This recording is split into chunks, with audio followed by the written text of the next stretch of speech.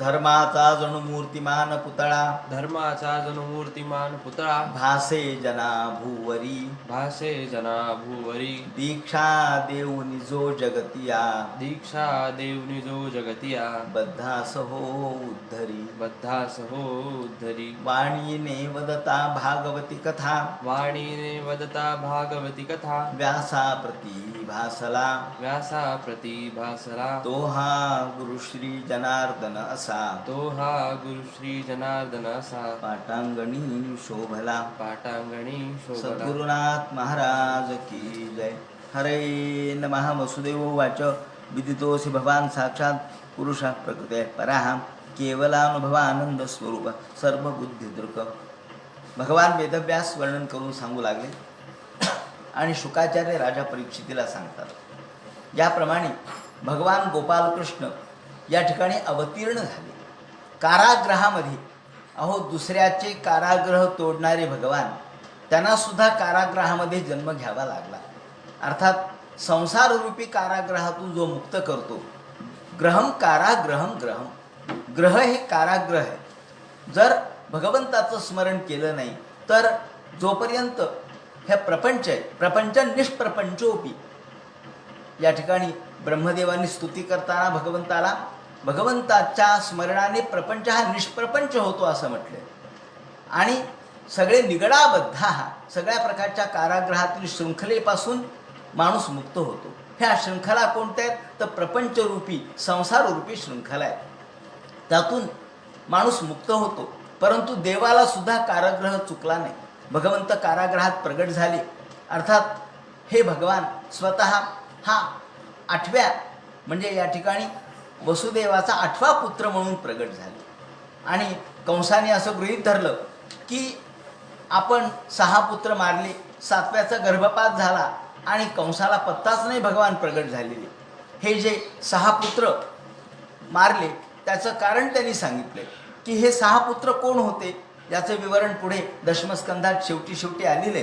ते म्हणतात की हे जे 6 पुत्र होते, कीर्तिमंत, सुषेण, भद्रसेन, ऋजू, संवर्धन आणि भद्र, हे का बरं मारले गेले, यांचं काय दैव होतं. तर त्यांनी सांगितलं की हे पहिल्या मन्वंतरामध्ये म्हणजे स्वयंभुव मन्वंतरामध्ये हे मरीचीचे ऊर्णापासून झालेले पुत्र होते. मरीची नावाच्या ऋषीचे ऊर्णा नावाच्या पत्नीपासून झालेले हे पुत्र होते.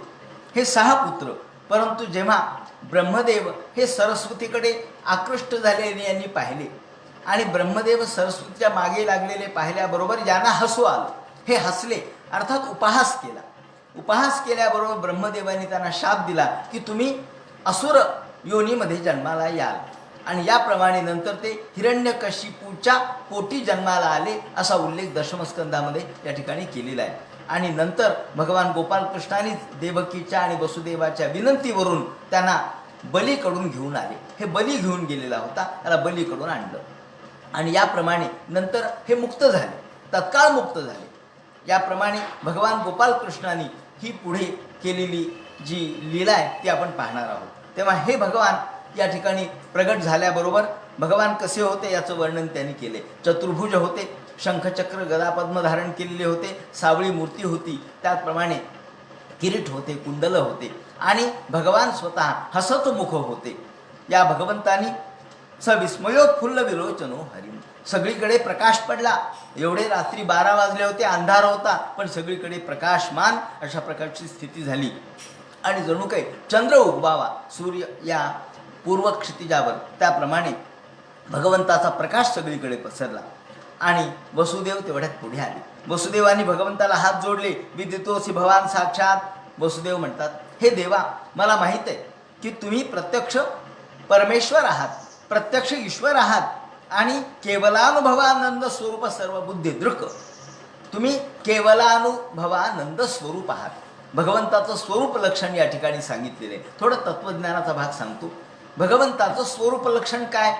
भगवंताचं स्वरूप लक्षण म्हणजे सच्चिद आणि आनंद. हे भगवंताचं स्वरूप लक्षण. म्हणजे भगवंताचं खरं स्वरूप कोणतं तर सत हे भगवंताचं स्वरूप आहे. आणि म्हणून देवाने सुद्धा स्तुती करताना हे त्रिसत्यम असा शब्द वापरला आहे. हे सत्यस्वरूप भगवंत आहे. त्याचप्रमाणे हे सत्यस्वरूप जे आहे ते चैतन्यमय आहे. आणि ते कायमस्वरूपी टिकणार आहे, आनंदमय आहे. म्हणून आनंदमयता, चैतन्यमयता आणि सत्यस्वरूपता हे भगवंताचं हे मूळ स्वरूप आहे. याला आपण स्वरूप लक्षण असं म्हणतो. तटस्थ लक्षण कोणतं आहे? तटस्थ लक्षण केवळ आपण सगुण रूपात जो भगवान पाहतो ते तटस्थ लक्षण आहे. आणि भगवंताचं जे निर्गुण निराकार निर्विकार स्वरूप आहे ते स्वरूप लक्षण आहे. याप्रमाणे केवलानुभवानंद, भगवान केवळ आनंद स्वरूप आहे. भगवंताचं विवरण करायचं झालं तर केवळ आनंद हे भगवंताचं स्वरूप आहे. आणि म्हणून आनंद, केवळ आनंद हे भगवंताचं स्वरूप असल्यामुळं हा आनंद अर्थात आपल्या लौकिक जीवनातला सुखदुःख मिश्रित नाही किंवा सुखानंतर दुःख येतं अशा प्रकारचा नाही. हा आनंद केवलानुभवानंद असं म्हटलंय. हा केवळ आनंद आहे. इथे दुःखाचा प्रकार नाही, म्हणजे दुःखाच्या विरोधात आनंद नाही, सापेक्ष नाही. मला मुद्दा सांगायचा असा की हा आनंद सापेक्ष नाही. आपल्या जीवनातला आनंद सापेक्ष आहे. सापेक्ष म्हणजे अपेक्षेने, म्हणजे आपण एकेका स्तराप्रमाणे विचार करत राहतो आणि म्हणून आनंद आपल्या जीवनातलं जे सुख आहे ते सापेक्ष आहे. पण भगवंताचं जे स्वरूप आहे ते कसं आहे तर ते निरपेक्ष आनंदाच्या स्वरूपाचं आहे. आणि म्हणून केवलानुभवानंद स्वरूप भगवान हा अनुभव रूप आहे. आपण बघितलं की अनुभव म्हणजे काय? ज्याचे त्याला येणारा अनुभव, केवळ स्वतःच्याच स्वतःला आत्म्याला येणारा जो अनुभव आहे तो भगवंताचं स्वरूप आहे. तो सांगता येत नाही, तो प्रगट करता येत नाही. आनंदाचे डोही आनंद तरंग, आनंदाची अंग आनंदाची, याप्रमाणे हे आनंदाचं स्वरूप आहे. केवळ आनंद स्वरूप भगवान आहे. इथं केवलता हा एक शब्द आहे, आनंद हा एक शब्द आहे आणि अनुभव हा एक शब्द आहे. भगवान केवळ आहेत, केवळ एकमेव आहेत, अद्वितीय आहेत आणि आनंद स्वरूप आहेत. त्याप्रमाणे अनुभव स्वरूप आहे. आणि भगवान हा त्रिगुणात्मक, हा त्रिगुणाने आवृत्त आहे. आपण त्रिगुणाच्या दृष्टीने त्याचा विचार करतो. या सृष्टीला, प्रकृतीला त्यांनी निर्माण केलंय आणि 3 गुणांच्या निमित्ताने ही प्रकृती प्रगट झाली. तदनुत्वम ह्या प्रविष्ट इव भाव्यसे, या ठिकाणी वसुदेवाने भगवंताची स्तुती केली आणि म्हटलंय, हे देवा, नानाविर्या पृथक भूता विराजम जयनयंती ही, हे देवा आपण बुद्धीच्या पलीकडचे आहात आणि म्हणून एवं भवान बुद्ध्य नुमेय लक्षणही, आपण बुद्धीने जाणले जाणारे नाहीत, केवळ तर्काने जाणले जाणारे नाहीत. भगवान हा तर्काने बुद्धीने जाणला जाणारा नाही. का बरं? ननु तर्क हता, तर्कसुद्धा या ठिकाणी समाप्त होतो. तर्क एका विशिष्ट काळापर्यंतच चालतो. तर्काची मर्यादा एका विशिष्ट काळापर्यंतच. का तर प्रत्येकाच्या बुद्धीला मर्यादा आहे. प्रत्येकाची बुद्धी केवढी, प्रत्येकाचे डोके केवढे, प्रत्येकाचे आकाश केवढे, तर ज्याच्या त्याच्या डोक्या एवढे. प्रत्येकाचा आकाश ज्याच्या त्याच्या डोक्या एवढे. कोणी किती महान विद्वान जरी झाला तरी तो विद्वान त्याच्या त्याच्या बुद्धीनेच विचार करणार. पण भगवान बुद्धीच्या पलीकडचा आहे. त्याचं कारण असं आहे की बुद्धी ही जड आहे, बुद्धी ही जड आहे आणि भगवान जडाच्या द्वारे समजून घेता येत नसतो. म्हणून अनुमेय लक्षणे, अनुमानेना श्रुती नेती नेती म्हणती गोविंदुरे. अनुमानाने भगवान कळत नाही, शाब्द प्रमाणाने कळत नाही, अनुमान प्रमाणाने कळत नाही, त्याचप्रमाणे केवळ उपमा प्रमाणाने कळत नाही. सगळे प्रमाण या ठिकाणी लंगडे पडतात. म्हणून ग्राह्य गुणे सन्नपितात गुणाग्रहा, हे भगवंता आपण अलौकिक आहात, आपण आत्मवस्तू आहात. म्हणून या ठिकाणी वसुदेवानी स्तुती केली. विना अनुवादंच तन्मनिषितम सम्यक येत असतात मुक्तपुमान, हे देवा आपण केवळ बुद्धिमान जो माणूस आहे तो सुद्धा तुम्हाला जाणू शकत नाही. मग आम्ही आपणाला कसं जाणणार? आम्ही आपणाला कसं जाणणार? त्याचप्रमाणे सामान्य माणसाला तुम्ही कळू शकणार नाही. सत्वम त्रिलोक स्थित आहे स्वमायेया, याप्रमाणे भगवंताची स्तुती केली. आणि सवेता वैतार पुरुषे समर्पितम, हे देवा आपण, हे भगवंत आपण अवतार माझ्या या पोटी धारण केला, परंतु आपल्याला माहिती आहे की कंसाने आपल्या भावांना मारलं. आपल्या 6 भावांना नव्हे, या ठिकाणी 7 भावांना मारलं असं त्यांना वाटतं, कारण त्यांना माहीतच नाही की बलराम दादांनी जन्म तिकडे घेतलाय म्हणून ते म्हणतात की तुमच्या सर्व भावांना या कंसाने मारलं आणि आता सुद्धा तो कदाचित हातात शस्त्र घेऊन पळत पळत येईल.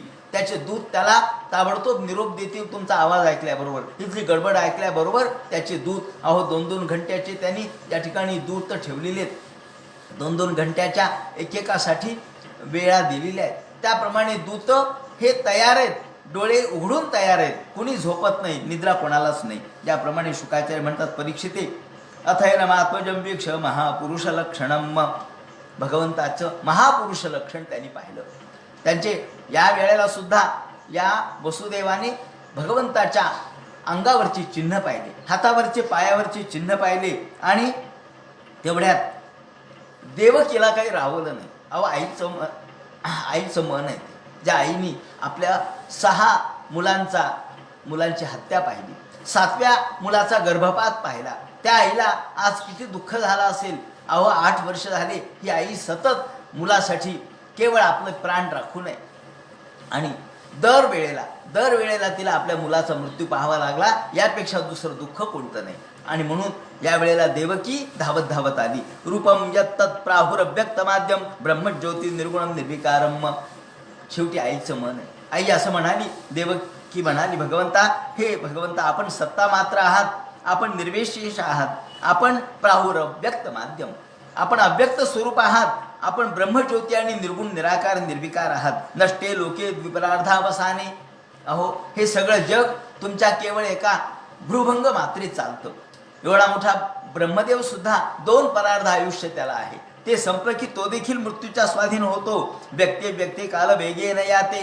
काळाचा प्रभाव सर्वांवर चालतो. काळाचा प्रभाव मुंगीपासून ब्रह्मदेवापर्यंत चालतो. आपण म्हणतो ना ब्रह्मस्तंभ पर्यंतम. हे ब्रह्मस्तंभ पर्यंतम काळाचा प्रभाव चालतो. अगदी छोट्या मुंगीपासून ते ब्रह्मदेवापर्यंत. मुंगी कदाचित एखाद्या तासभर किंवा दिवसभर जगत असेल आणि ब्रह्मदेव 2 परार्ध जगत असेल, परंतु शेवटी काळावर कोणाची मात्रा चालत नाही. काळ याचा प्रभाव सर्वत्र चालतो. निमेषादिर वत्सरांतो मह्याम त्वस्त्वैशानम क्षेमधामम प्रपद्ये. आणि देवा, काळाचा प्रभाव सर्वांवर चालतो. मृत्यू हा सर्वांच्या मागे लागलेला आहे. या ठिकाणी देवकीच्या तोंडी फार सुंदर विवेचन केलेलं आहे. मृत्युर्व्याल भीतः पलायन लोकान सर्वांना निर्भयन नाद्य गच्छत त्वत्पादाब्जं प्राप्य तृच्छयाद्य स्वस्थश्चेते मृत्युरस्मादपैती. देवकी हात जोडून म्हणते, देवा, मृत्युर्व्याल भीतः पलायन. व्याल भीतः पलायन. माणसाच्या मागे मृत्यू लागलेला आहे आणि माणूस पुढे पळतोय. हा मृत्यू कसा लागला तर ज्याप्रमाणे एखादा सर्प मागे लागावा, व्याल भीतः पलायन. एखादा सर्प मागे लागावा आणि माणसं पुढे पळावेत आणि सर्प मागे लागावा, त्याप्रमाणे माणसाच्या मागे मृत्यू लागलेला आहे. दुसरी गोष्ट अशी आहे की कधी कधी असं घडतं की माणसाला साप चावतही नाही. तो अंधारात असतो, तो अचानक त्याचा पाय काट्यावर पडतो, काट्याकुट्यात पडतो आणि एकदम त्यांनी बॅटरी चमकवल्याबरोबर त्याला सर्प दिसतो. सर्प दिसल्याबरोबर तो घरी येतो, सर्प जातो निघून आणि घरी आल्यानंतर त्याच्या पायात रक्त आलेलं दिसतं. तो एकदम पाहतो, अरे माझ्या पायातून रक्त कसं आलं, नक्की मला साप चावला असला पाहिजे. आता प्रत्यक्षात साप चावतही नाही किंवा चावलाही नसतो, त्याला फक्त काट्यामुळे रक्त निघालेलं असतं. पण त्याला वाटतं आपल्याला साप चावला म्हणून रक्त निघालं.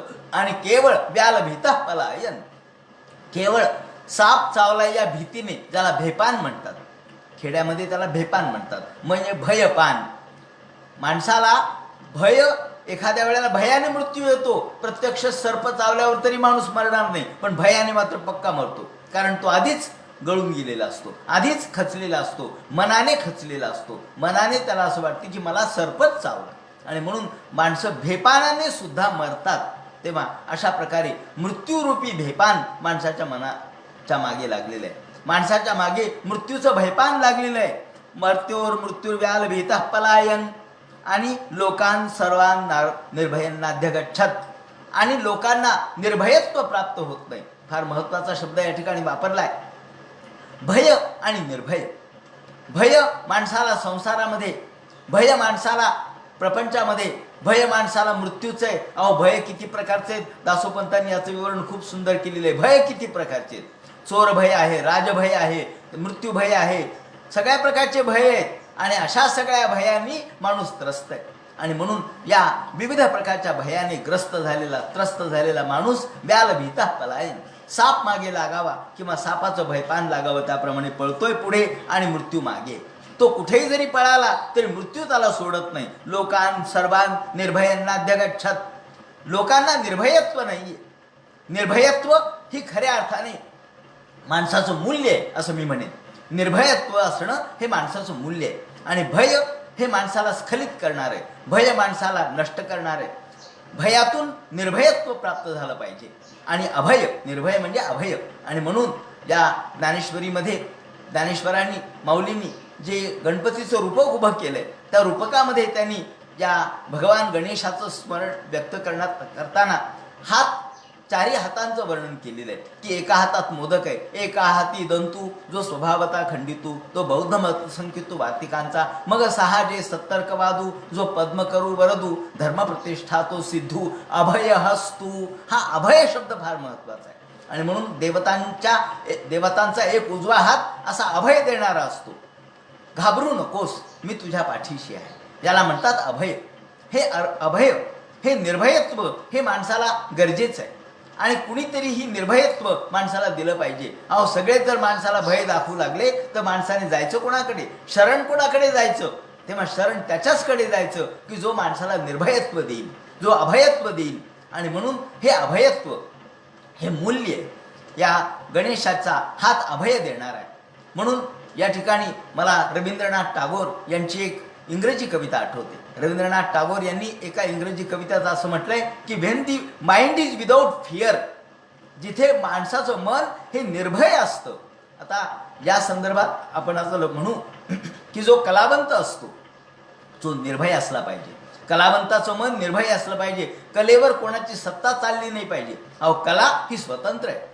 आपण कलेवर कोणाचंही नियंत्रण, राजाचं किंवा इतर कोणत्या गोष्टीचं नियंत्रण कलेवर असता कामा नये. कारण कलाकार हा स्वतंत्र असतो.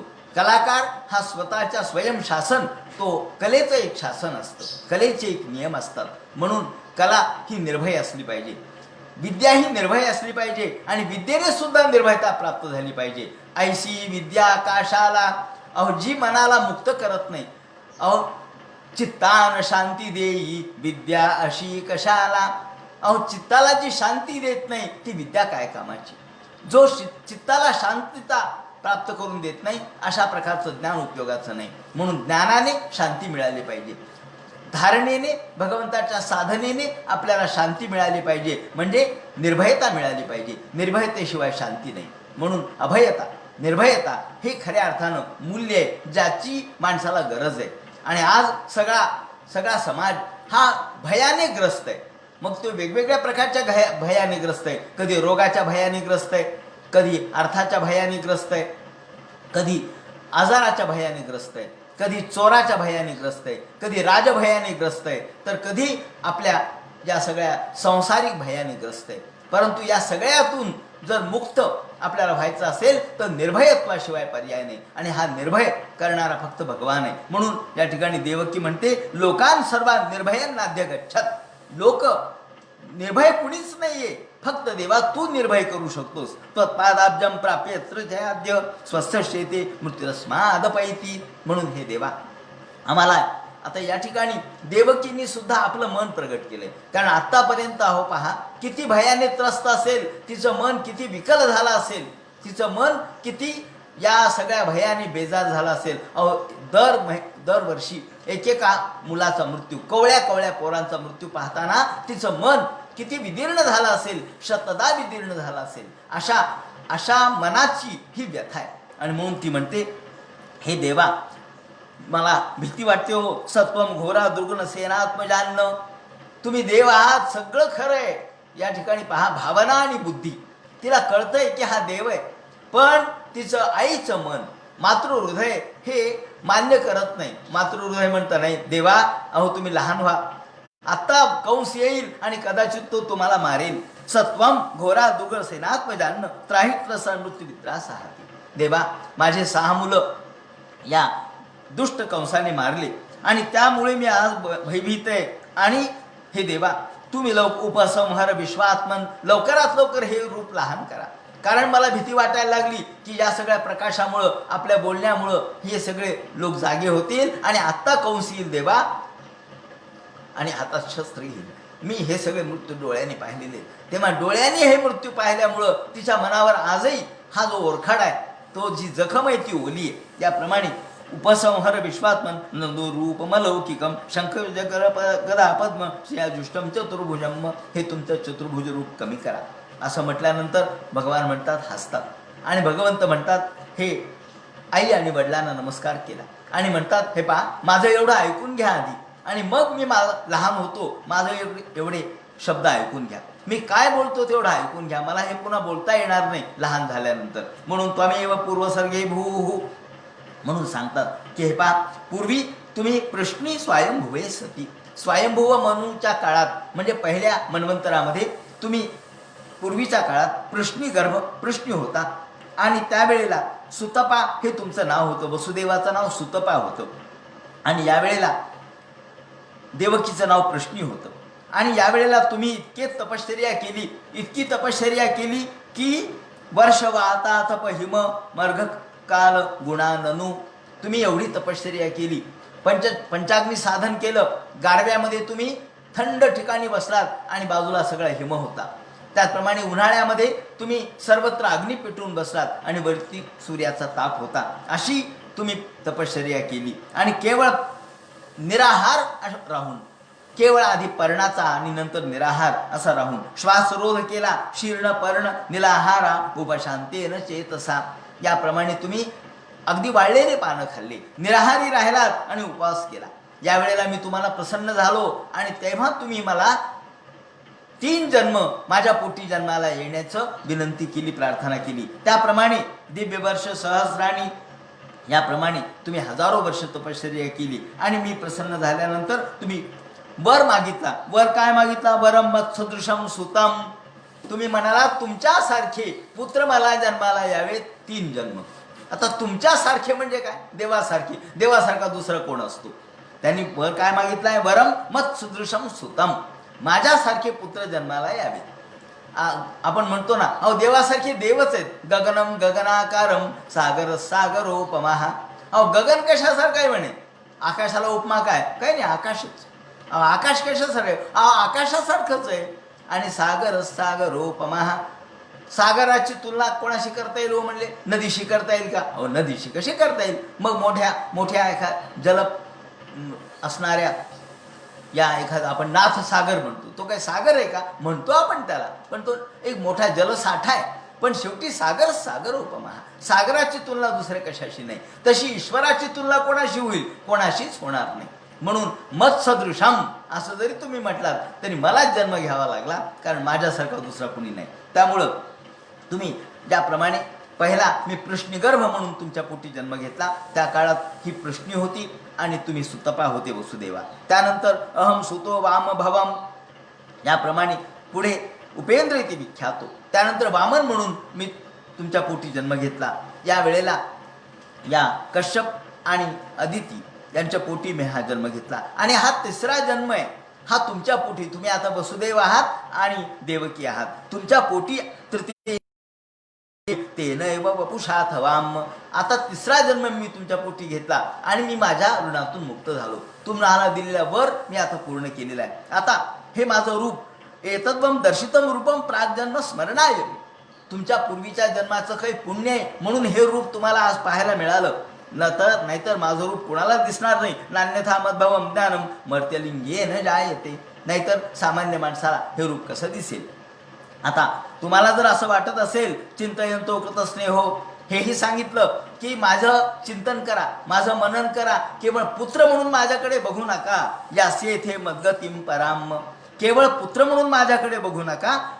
युवाम वाम पुत्रभावेन ब्रह्मभावेन चा सकृत, ब्रह्मरूपाने माझ्याकडे पहा, ईश्वर रूपाने माझ्याकडे पहा, पुत्र रूपाने बघू नका, असं स्पष्ट सांगितलं. पुत्र म्हणून मला म्हणू नका, मला ब्रह्मस्वरूपाने जाणा. अर्थात आणि आता चिंतन माझ्या स्वरूपाचं करा, पण ब्रह्मस्वरूपाचं करा आणि नंतर माझ्या गतीला तुम्ही पोचाल. आता जर तुम्हाला यदि कंसात बिभेषित्वाम, आता जर तुम्हाला कंसाचं भय असेल, तसं तुम्हाला भय असण्याचं कारण नाही, पण जर तरी सुद्धा एवढं सांगून सुद्धा जर तुम्हाला कंसाचं भय वाटत असेल तर ही मांग गोकुलन्नय, तर गोकुळात जा, मला घेऊन गोकुळात जा, तिथे नंदाच्या घरी मला ठेवा आणि तिथे एक मुलगी जन्माला आलेली आहे, त्या मुलीला तुम्ही या ठिकाणी घेऊन या. याप्रमाणे सगळा आदेश दिला, सगळा निर्देश दिला आणि ताबडतोब यशोदेच्या पोटी आता ह्या मुलीचा जन्म झालाय, जा असं म्हणून भगवंतांनी ताबडतोब आपलं रूप लहान केलं. इत्युक्त्वा सरी भगवान आत्ममाया पितृ संपटितो प्राकृत शिशु, प्राकृत शिशु, लहान मुलाचं रूप, त्या भगवंताचं स्वरूप आता एकदम लहान झालं, नुकतंच जन्मलेलं बाळक. आता काय करावं, आम्हाला तर सांगितलं म्हणे घेऊन जायचं. आता जायचं कसं म्हणे घेऊन, बेड्या आहेत हातामध्ये, पायामध्ये बेड्या आहेत, करायचं काय. पण नेहमी रडत बसायचं नसतं, भगवंताचा आदेश असला की ताबडतोब निघायचं, मार्ग सापडतो.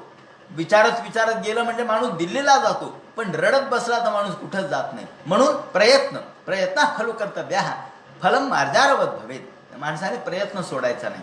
म्हणून काय करावं, म्हणून ताबडतोब विचार केला, घेऊन जायचं याला.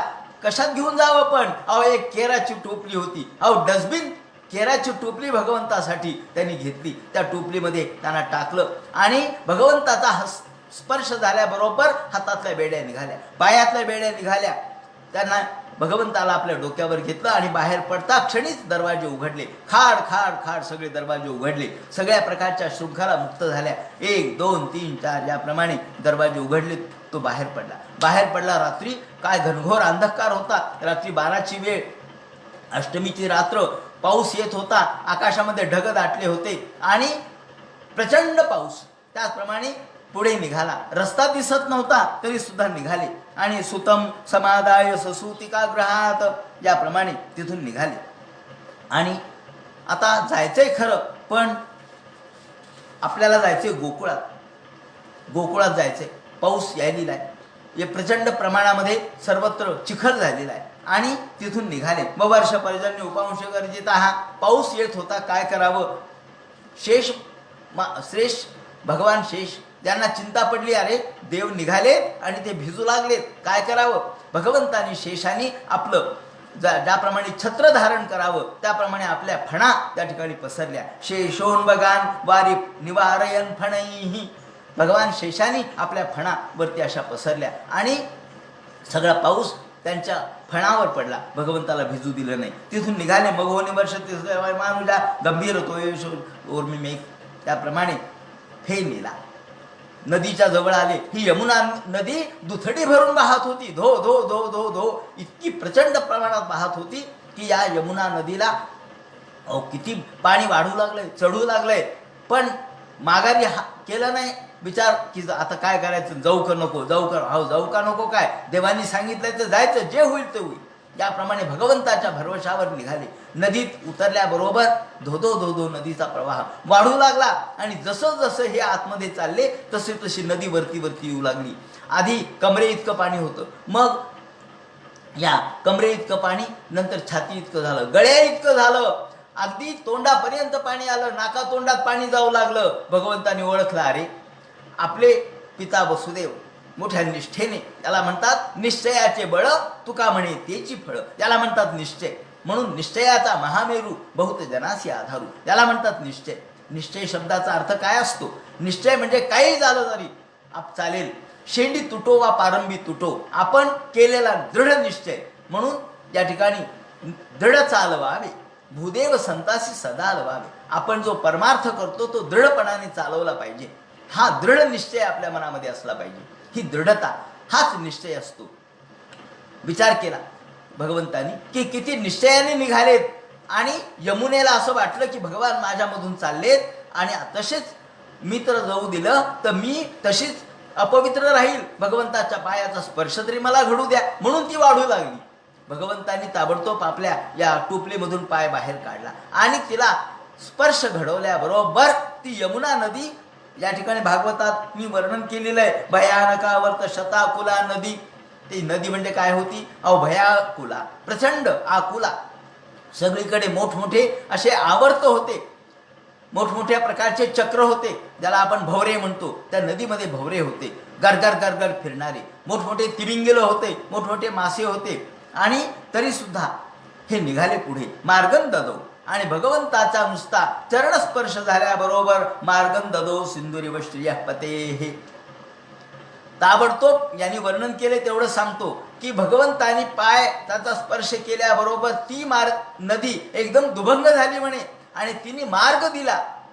कारण नाहीतर या नदीतून वाट सापडली नसती यांना. अंधार होता, वाट कुठून सापडणार? सगळीकडं सारखंच पाणी दिसतं आणि पाणी तर वाढत होतं. काय करावं? तेवढ्यात भगवंतांनी स्पर्श केल्याबरोबर नदीने रस्ता दिला. कसा? सिंधुरिव श्रियापते. हे जुन्या काळातल्या सौभाग्यवती बायकांचा भांग जसा सरळ असावा, वाकडा भांगाच्या नाही, सरळ भांगाच्या बायका जुन्या काळातल्या जसा सरळ भांग असावा त्याप्रमाणे असं वर्णन यांनी केलेलं आहे. सिंधुरिव श्रियापते. हे याप्रमाणे या जुन्या काळातील सौभाग्यवतीच्या भांगाप्रमाणे सरळ मार्ग दिला आणि तिथून तो सरळ निघाला. एकदम दुभांग झाली ही नदी. नंदव्रजम शौरी रूपे तत्र तान. या वेळेला रात्र होती, सगळेजण गाढ झोपले होते, सगळं गोकुळ शांत होतं, सगळे झोपलेले. हे भर आतमध्ये गेले, नंदाच्या द्वारापर्यंत गेले, घरापर्यंत गेले. सगळ्यांना झोपा लागलेल्या होत्या. अहो भगवंताची माया, सगळ्यांना झोपा लागल्या. याप्रमाणे गोपाल प्रसुप्तानुपलभ्य निद्रया. सगळेजण झोपेत, गाढ झोपले होते. आणि त्यांनी पाहिलं नंदही झोपलेत, यशोदाही झोपले. यशोदेच्या सुतिकागृहात गेले. तिथे नुकतीच प्रसूत झालेली यशोदा.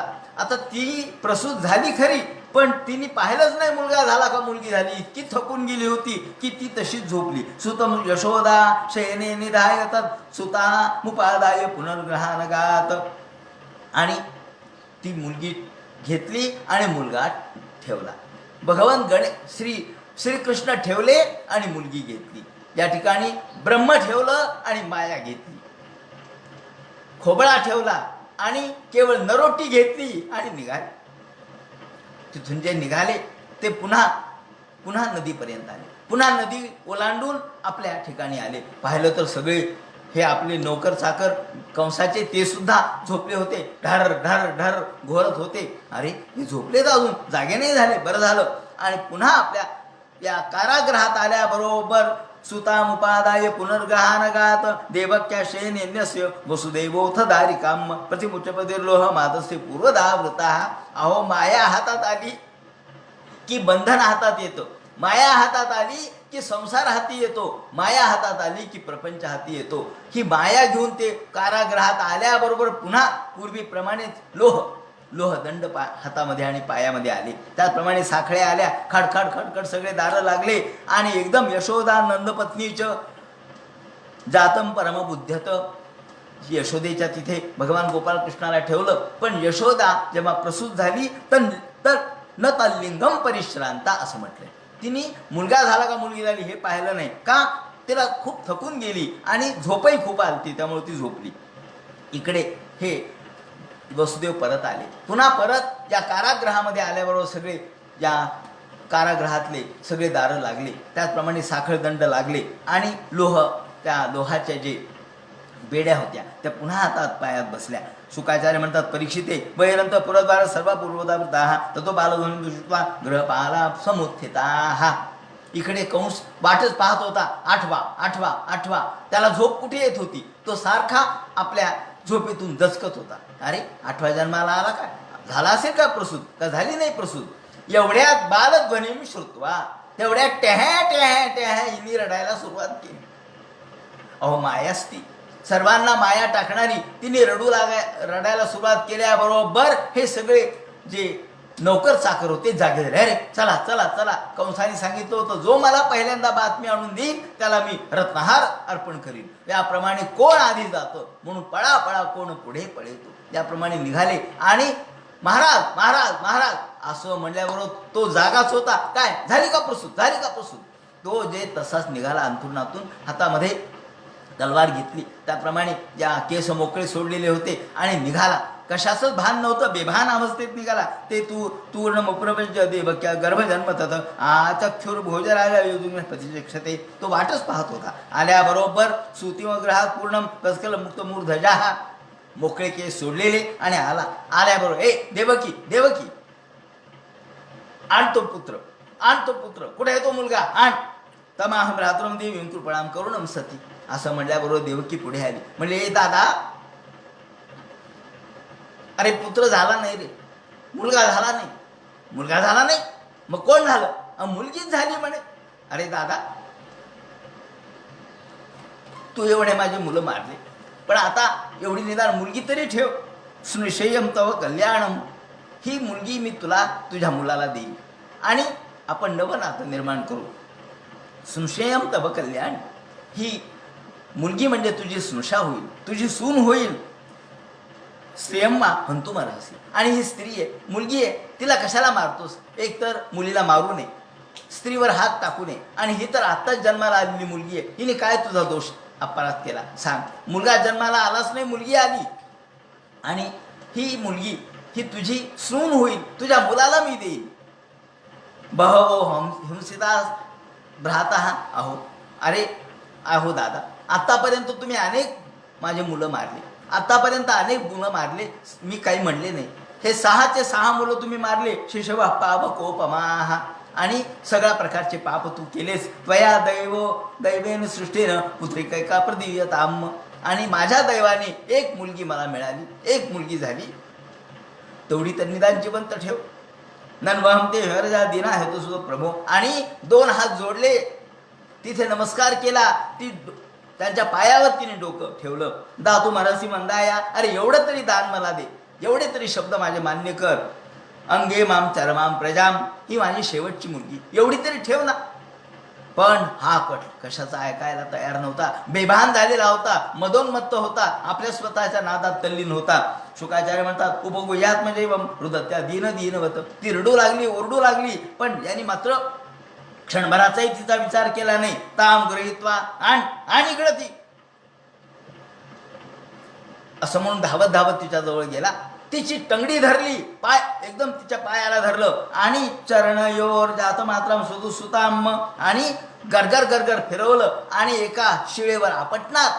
एवढ्यात अपोथय शिलापृष्ठे स्वार्थून मूलित सौर्धा सात दस्ता समुत्पत्य सद्दू देव्यंबरंगतः, ताबडतोब गरगर गरगर फिरवला, आणि आता आपटणार. देवकी आणि वसुदेवांचे डोळे झाकले, ताबडतोब ती सटली गेली, आणि एकदम अष्टभुजा धारण केलं. नमो देवी शिवाय सत्तन नमः प्रकृत्यै भद्रायै नियता प्रणता स्मताम. अष्टभुजा रूप धारण केलं. अष्टभुज तिथे रूप देखणे, प्रगटले तुझे सिंहवाहने. हे सिंहवाहने, हे देवी, तुझं अष्टभुजा रूप तिथं प्रगटलं. अगं या ठिकाणी गजानन महाराज जे अक्कलकोटचे, त्यांनी याचं विवरण फार सुंदर केलेलं आहे. त्यांनी म्हटलंय ना, जिथे थोर मुनिवरा तुझं धरावया कंस करीत वरा. आणि जी मोठमोठ्या मुनींना, मोठमोठ्या ऋषींना, मोठमोठ्या उपासकांना जी प्राप्त होत नाही, ती देवी या कंसाच्या काय हाती लागणार आहे? प्राप्त ना जिथे थोर मुनिवरा तुझं धरावया कंस करीत वरा. अष्टभुज तिथे रूप देखणे, प्रगटले तुझे सिंहवाहने. म्हणून हे देवी, या भगवंताची प्रार्थना, देवीची प्रार्थना गजानन महाराजांनी आपल्या काव्यामध्ये केलेली आहे. असो, याप्रमाणे ती या अष्टभुजा रूप पाहिल्याबरोबर वरती पाहिलं त्यांनी, ही मुलगी कुठे उडाली? पाहिलं तर अष्टभुजा भगवतीचं रूप पाहिलं. या सायुधा अष्ट महाभुजा दिव्यस्त्रंगंबर लेपा रत्नाभरण भूषिता. सुंदर अशा प्रकारचे अलंकार धारण केलेले, हातात खड्ग होतं, चर्म होतं, सगळ्या प्रकारच्या ढाल तलवारी होत्या, धनुष्यबाण होतं, आणि धनुष्शूलेषु चर्मासी शंखचक्र गदाधरा. अशा भगवतीचं रूप आकाशात पाहिलं, आणि चमचम चमचम चमचम चमकत होती, आणि सिद्धचारण गंधर्व तिला हात जोडून नमस्कार करत होते. आणि ही देवी या ठिकाणी काय म्हणली की मया हतया मंद, अरे मूर्खा, अरे निर्बुद्धा, माझ्यासारख्या गोरगरिबाला मारून तुला काय मिळणार आहे? की मया हतया मंद जाता खलू तवांत कर, माझ्यासारख्या गोरगरिबाला मारून तुला काय मिळणार आहे? अरे तुझा हंतक जगामध्ये हा शुक्ल पक्षातल्या चंद्रासारखा वाढतो आहे. असं म्हणल्यावर तो म्हणलं वाढतो आहे, माझा हंतक वाढतोय. असं म्हणलं की त्याचे हातच गळून गेले, पायच गळून गेले, आणि देवीने तिचं रूप आपलं गुप्त करून टाकलं. इथे प्राभाष्यतम देवी माया भगवती भुवी. याप्रमाणे या देवीला आता विविध नावाने आपण पुकारतो. तथाभिनीत माकरणी. आणि मग मात्र कंसाची सगळी शक्ती हत झाल्यासारखी झाली. तो खालीच बसला मटकन, आणि एकदम तो देवकीला म्हणू लागला, अगं देवकी, चुकलं माझं. आता मात्र त्याला पश्चाताप झाला बघा. अहो भगिन्य हो मया त्वंबत पाप म्हणा. अगं हे देवी, हे माझ्या बहिणीला म्हणतो, हे देवकी, माझं चुकलं ग.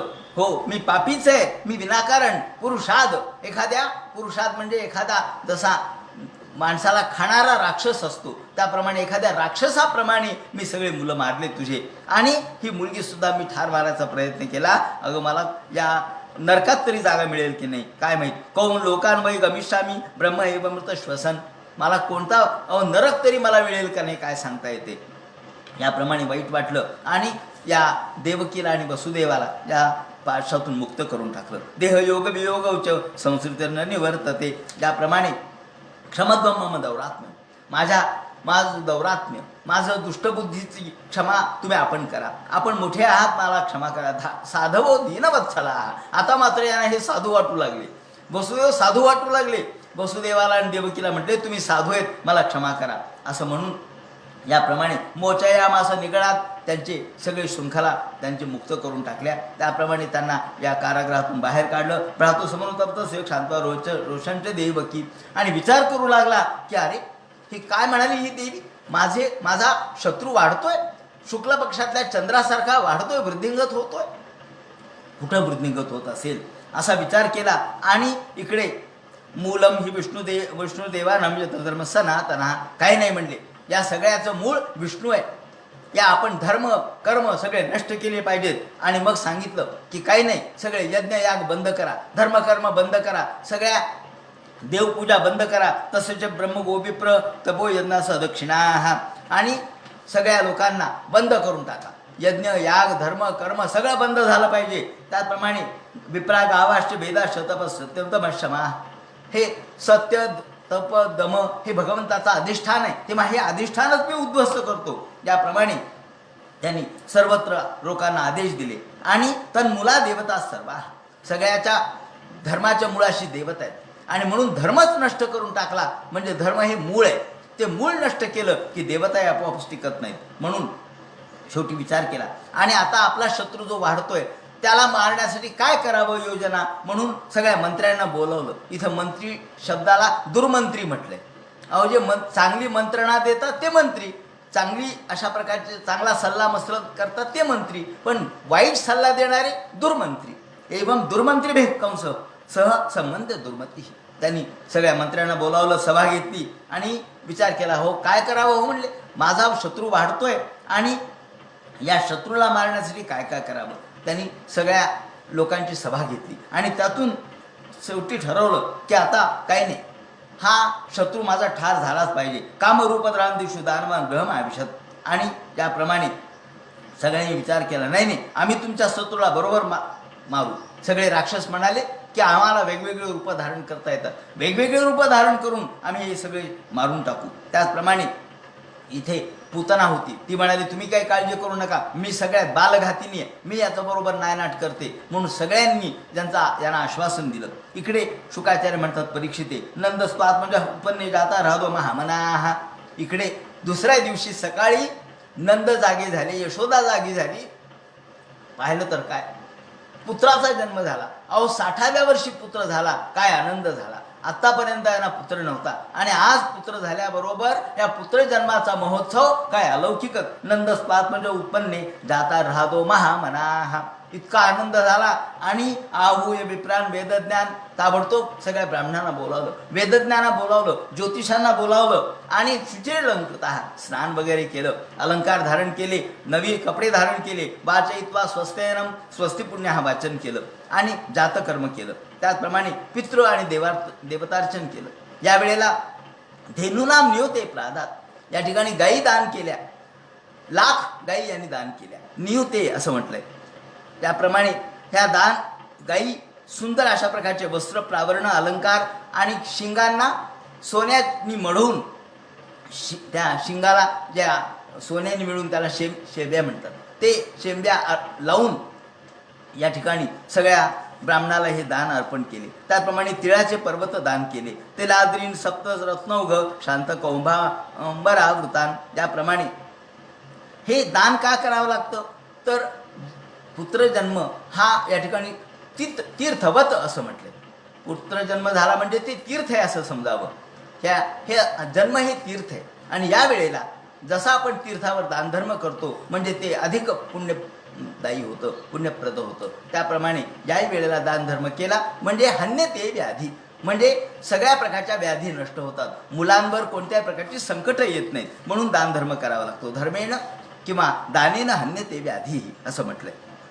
त्याप्रमाणे स्नान केलं, प्रक्षालन केलं आणि विविध प्रकारच्या शुद्ध्यंती दाने संतुष्ट्या द्रव्याण्यात्मात्मविद्यया, त्यांनी प्रत्येकाच्या शुद्धीचा विचार मांडलेला आहे की कशाने कशाची शुद्धी होते.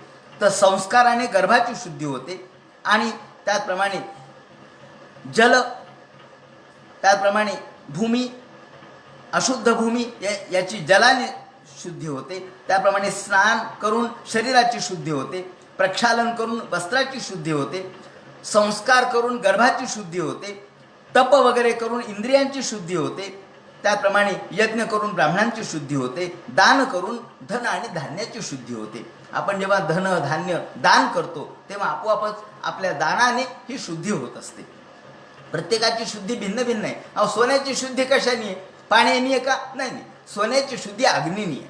अग्नीमध्ये टाकलं म्हणजे सोनं शुद्ध होतं. त्याप्रमाणे प्रत्येकाची शुद्धी भिन्न आहे. शरीराची शुद्धी पाण्याने आहे. वस्त्राची शुद्धी ही प्रक्षालन करण्याने म्हणजे धुवून टाकण्याने. त्याप्रमाणे मनाची शुद्धी संतोषाने मनाची शुद्धी होते असं म्हटलंय. शुद्ध्यंती दाने संतुष्ट्या द्रव्याण्यात्मान विद्यया, आणि आत्मविद्येने आत्मज्ञानाने आपल्या आत्म्याची शुद्धी होते. पहा, शुद्धीचे प्रकार सांगितलेत. याप्रमाणे संस्काराने गर्भाची शुद्धी, तपाने इंद्रियांची, यज्ञाने ब्राह्मणांची, दानाने धान्यांची, त्याचप्रमाणे धन यांची, आणि मनाची शुद्धी संतोषाने आणि द्रव्यशुद्धी होते, आणि आत्म्याची शुद्धी आत्मज्ञानाने होते. त्याप्रमाणे इथे फार सुंदर शुद्धीचा विचार मांडलेला आहे, ते लक्षात घेण्यासारखं आहे. शुद्धींतिदाने संतुष्ट्या द्रव्याण्यात्मान विद्यया सौमंगल्या गिरो विप्रहा सुदमागत वंदिभिः वंदिनाः. सगळीकडे गायन लोक करू लागले. त्याचप्रमाणे आकाशामध्ये देव जमले, त्यांनी दुंदुभी वाजवल्या आणि सर्व ब्रज गोकुळातल्या लोकांपर्यंत वार्ता कळाली. गोकुळातल्या लोकांना कळालं, अहो नंदाला मुलगा झाला, 60व्या वर्षी मुलगा झाला, यशोदेला मुलगा झाला. काय आनंद झाला सर्वांना. नंद हे पाटील होते त्या गावचे. चित्रध्वज पताकास्त्र सगळीकडे मोठमोठ्या पताका लावल्या, मोठमोठे तोरणं लावले, पताका लावल्या, चंदनाचे सडे टाकले, हरिद्रा तैलरूपिता. लोकांनी आपापल्या घरासमोर सुंदर अशा प्रकारचे कदली स्तंभ उभे केले, झेंडूंच्या माळा लावल्या, फुलांच्या माळा लावल्या, विचित्र धातूर उंची वस्त्र अशा प्रकारचे नेसले. सर्व उंची वस्त्र नेसून नंदाच्या भेटीला सगळेजण येऊ लागले. जसं आपण दसऱ्याला सगळ्यांच्या भेटीला जातो नवीन वस्त्र घालून, त्याप्रमाणे महार वस्त्र भरणा कंचुकोष्णीश भूषिता गोपासमय राजन नाना नानोपायजन पाळणं या. नुसतं नाही, अहो राजाकडे, देवाकडे, ब्राह्मणाकडे जायचं तर रिक्त पाणीर्न गच्छेत असं म्हटलंय. देवाला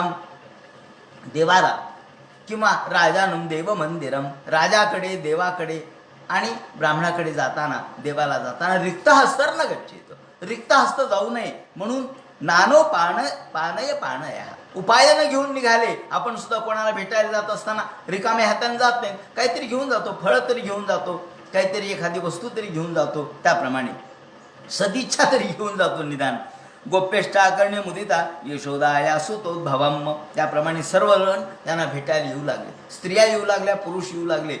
कसे त्या काळातलं वर्णन केले. उष्णीष म्हणजे डोक्याला पटके बांधले होते, रुमाल बांधले होते, सुंदर वस्त्र धारण केले होते, धोतर वगैरे घातलं होतं, पितांबर घातले होते, आणि नवीन अशा प्रकारच्या माला घालून नव कुंकुम किंजलक मुख पंचक भूतया. याप्रमाणे सगळे भगवंताच्या जन्मामुळे आनंदित झाले. अहो, देव भगवान जन्माला आल्याबरोबर या ठिकाणी कृष्णदयाळनामारी वर्णन केलेलं आहे की गोकुळात काय बदल झाला. त्यांनी असं म्हटलंय की गोकुळामध्ये अशा पद्धतीने परिवर्तन झालं की ज्या वेळेला वठले वृक्ष पाल्हा येले, कृष्णाचे चांगले बाळपण, जन्मताची कान्हा बांधगाई पान्हा, भाकड आखडाना ओळलिया. भगवान जन्माला आल्याबरोबर अहो भाकड गायी सुद्धा प्रसूत झाल्या, त्यांना देखील वत्स झाले, आणि ज्या झाडाला कधी पानं आले नव्हते त्या झाडाला पानं आली, फुलं आली, फळं आली. गोप्य समृष्ट मणी कुंडल, सगळ्या गोपिका आणि गोप हे मृष्ट कुंडल, गळ्यामध्ये अलंकार, कानात कुंडल, दागदागिने घालून त्याप्रमाणे व्यालोल कुंडल पयोदर हार शोभा. त्याप्रमाणे वेण्या वगैरे घालून फुलं वगैरे घालून या यशोदेला आणि नंदाला भेटायला निघाले. ता आशिषा प्रयोजा राष्ट्रम पाहिती बालके. अहो किती वर्ष झाले नंदाला मुलगाच नव्हता. बरं झालं, सगळ्यांना आनंद झाला आणि नंदाला मुलगा झाला. आणि हा मुलगा काही सामान्य होता का? प्रत्यक्ष अवतीर्ण झालेले भगवान होते, पूर्णावतार होता. हरिद्रा चूर्ण तिलवही संचिंदो जग जन जगो.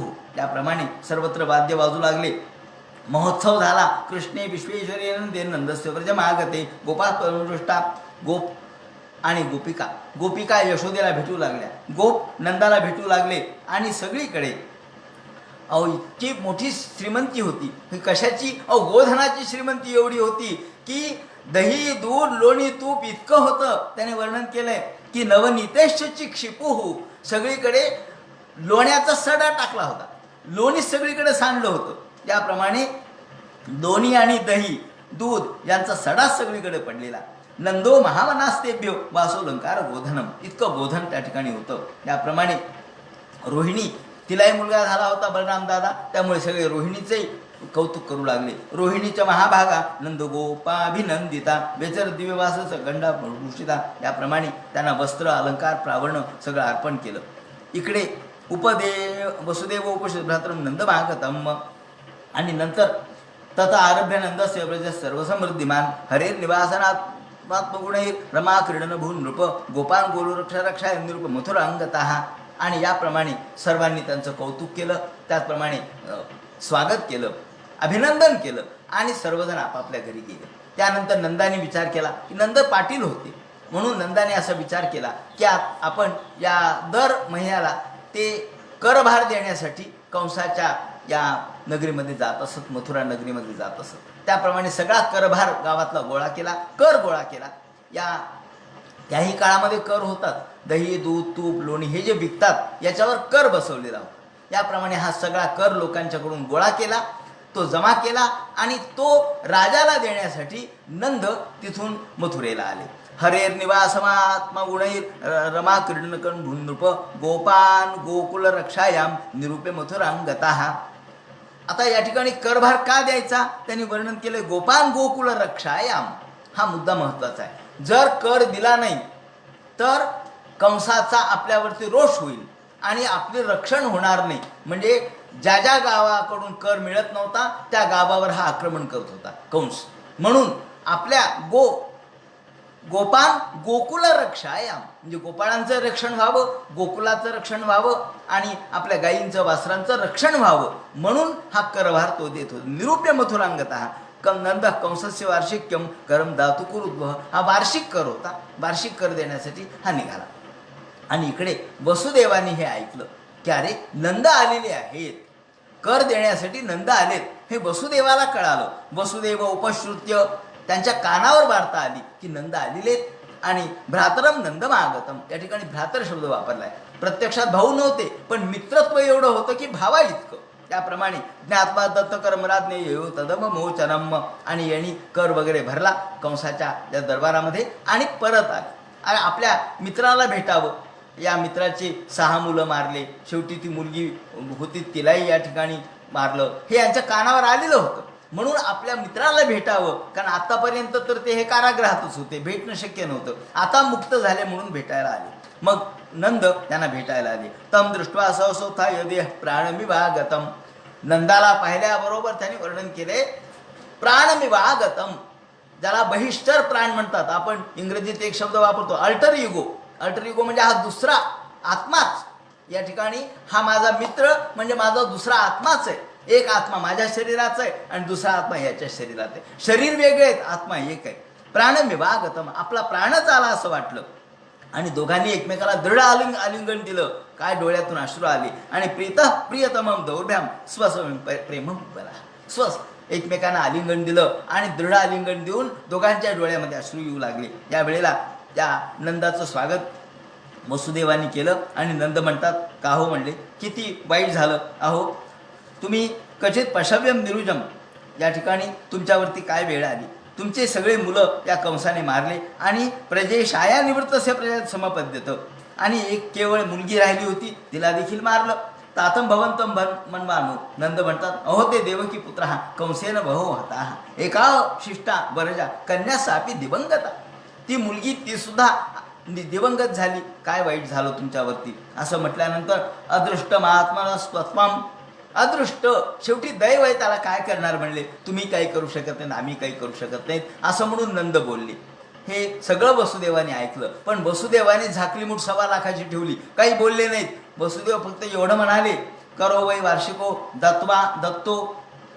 हे का तुम्ही आता जा कर वगैरे भरा आणि नंतर आता ताबडतोब कर भरून इथं थांबू नका. ताबडतोब तुम्ही गोकुळात जा. काहीतरी वाईट गोष्टी घडण्याची शक्यता आहे, लवकरात लवकर गोकुळात जा. नेहस्थेयम बहु तिथम. जास्त वेळ थांबू नका. गोकुळामध्ये काहीतरी उत्पात घडतील असा मला शंका आहे, म्हणून तुम्ही लवकर जा. तुम्ही कर भरा आणि 1 मिनिटही थांबू नका. संत्युत्पाताश्च गोकुले.